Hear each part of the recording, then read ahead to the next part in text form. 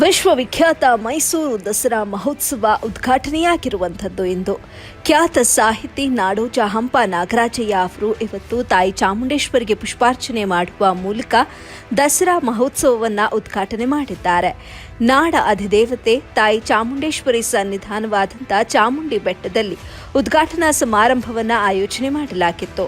ಕಾರ್ಯಕ್ರಮದಲ್ಲಿ ಮುಖ್ಯಮಂತ್ರಿ ಸಿದ್ದರಾಮಯ್ಯ, ಉಪಮುಖ್ಯಮಂತ್ರಿ ಡಿಕೆ ಶಿವಕುಮಾರ್, ಸಚಿವರಾದ ಎಚ್.ಸಿ. ಮಹದೇವಪ್ಪ, ಕೆ. ವೆಂಕಟೇಶ್, ಎಚ್.ಕೆ. ಪಾಟೀಲ್, ಶಿವರಾಜ್ ತಂಗಡಗಿ, ಶಾಸಕರಾದ GT. Deve Gowda, Tanveer Sait, Darshan Dhruvanarayan, Anil Chikkamadu, K. Harish Gowda, Ravishankar, AR. Krishnamurthy, Srivatsa, Ramesh Bandisiddegowda ಸೇರಿದಂತೆ ಗ್ಯಾರಂಟಿ ಅನುಷ್ಠಾನ ಪ್ರಾಧಿಕಾರ ಉಪಾಧ್ಯಕ್ಷೆ ಪುಷ್ಪಾ ಅಮರನಾಥ್, ವಸ್ತು ಪ್ರದರ್ಶನ ಪ್ರಾಧಿಕಾರ ಅಧ್ಯಕ್ಷ ಅಯೂಬ್ ಖಾನ್, ಡಿಸಿ ಲಕ್ಷ್ಮೀಕಾಂತ್ ರೆಡ್ಡಿ ಭಾಗಿಯಾಗಿದ್ದರು.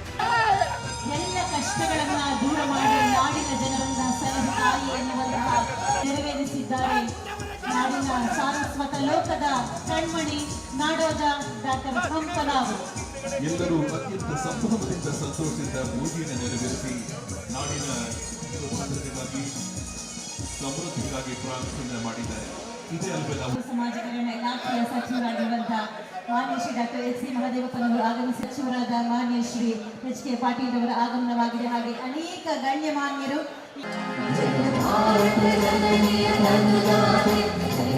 Jai Jai